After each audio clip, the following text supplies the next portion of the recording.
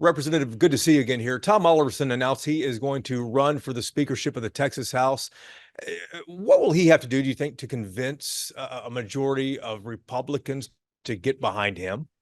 Well, it's really fascinating. My biggest takeaway from seeing this announcement is that the grassroots are absolutely destroying the liberal uniparty establishment that has been controlling the Texas House for far too long. We now have literally members of Dade Phelan's own leadership team saying that Dade Phelan's leadership team was a disaster and that we are no longer going to have Democrat committee chairs, Democrat parliamentarians. That's, of course, the new baseline now for us. The Republican voters across the state of Texas, they spoke loudly and clearly in last week's primaries, and the establishment has no choice but to recognize that. And I think that's the biggest takeaway out of this announcement, is that the grassroots conservatives are beating the liberal establishment.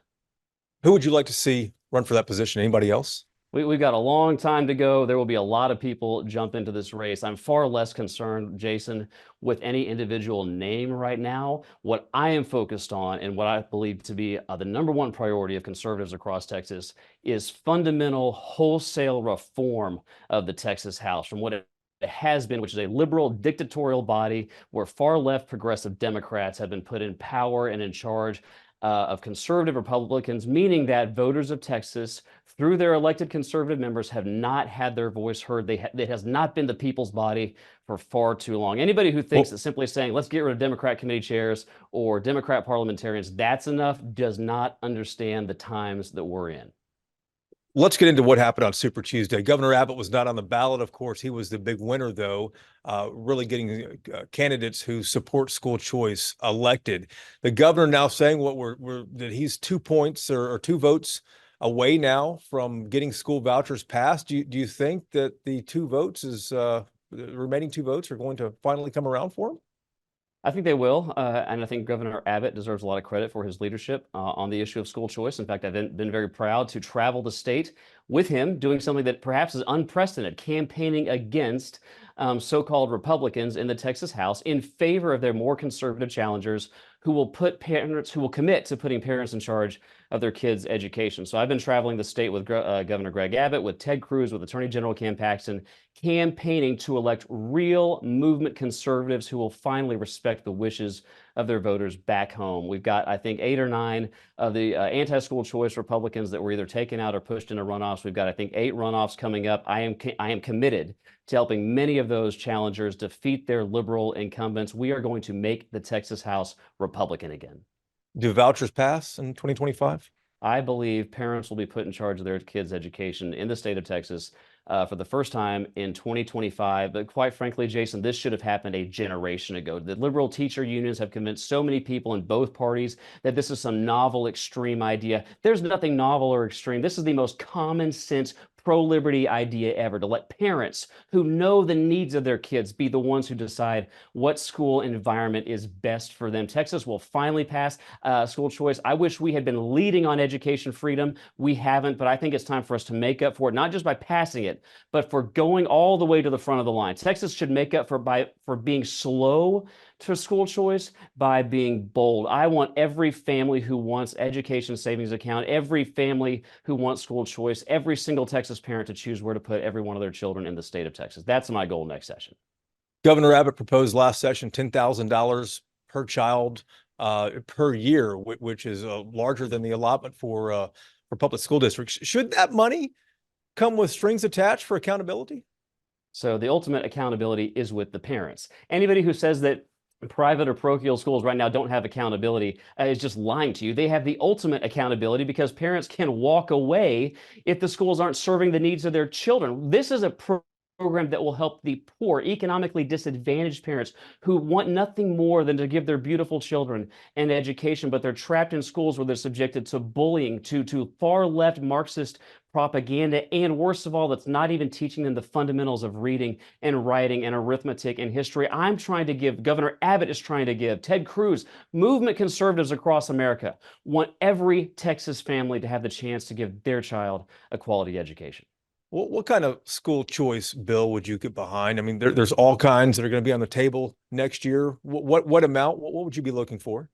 I want one that is universal. I believe every parent, and let me tell you why, Jason.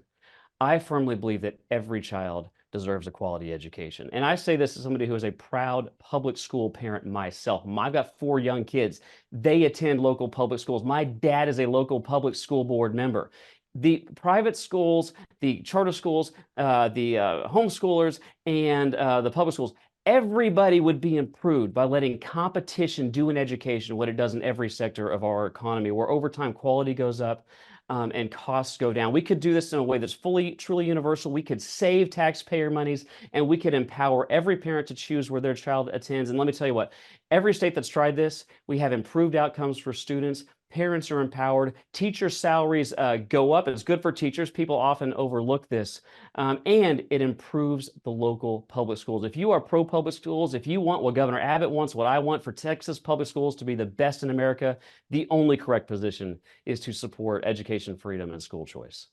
Are you going to use that money to send your kids to private schools? I haven't even thought about that question. Listen, my goal right now, we've got 6.2 million school children in the state of Texas.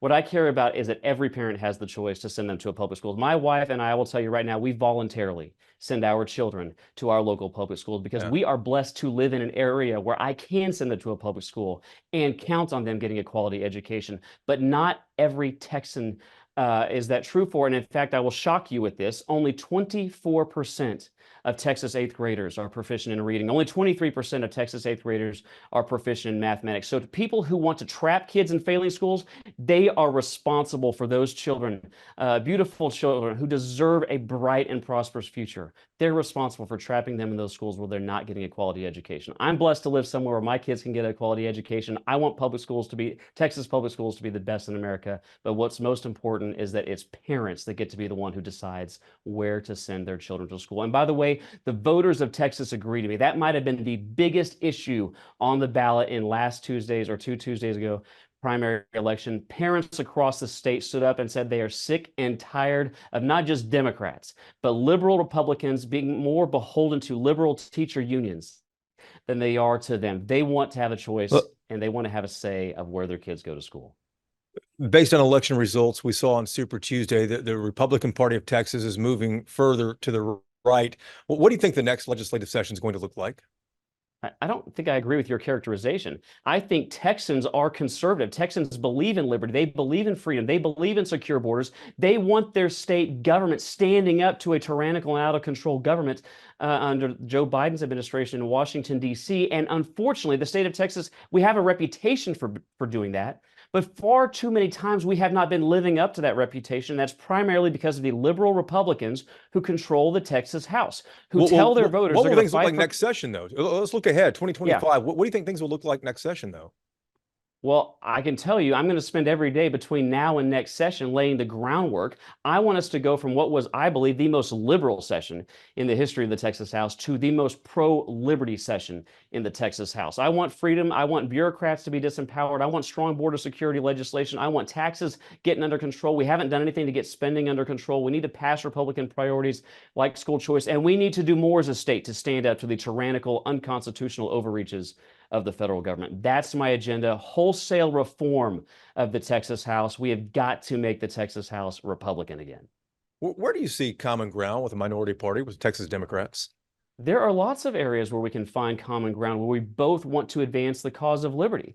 And I have done this. I have joint authored legislation with some of the most liberal Democrats in the Texas House when I believed the legislation would advance the cause of liberty. But being bipartisan does not mean you have to put the other team in charge. It would be quite literally the same as if Speaker Mike Johnson made Nancy Pelosi or AOC a powerful committee chair in D.C. No Republican in America would stand for that, but that's what's been happening in the Texas House for decades. Republican voters have been sold out behind their backs in closed-door meetings in Austin, Texas, where Republicans campaign for office, telling their voters they're going to fight for conservatism, but then when they get elected, they cut deals with Democrats and collude with them to destroy liberty. That day is done. Texas voters have spoken. They've had enough, and we're going to take over the Texas House, and we're going to fundamentally reform it and make it representative of the freedom-loving Texans and give them finally the government that they deserve.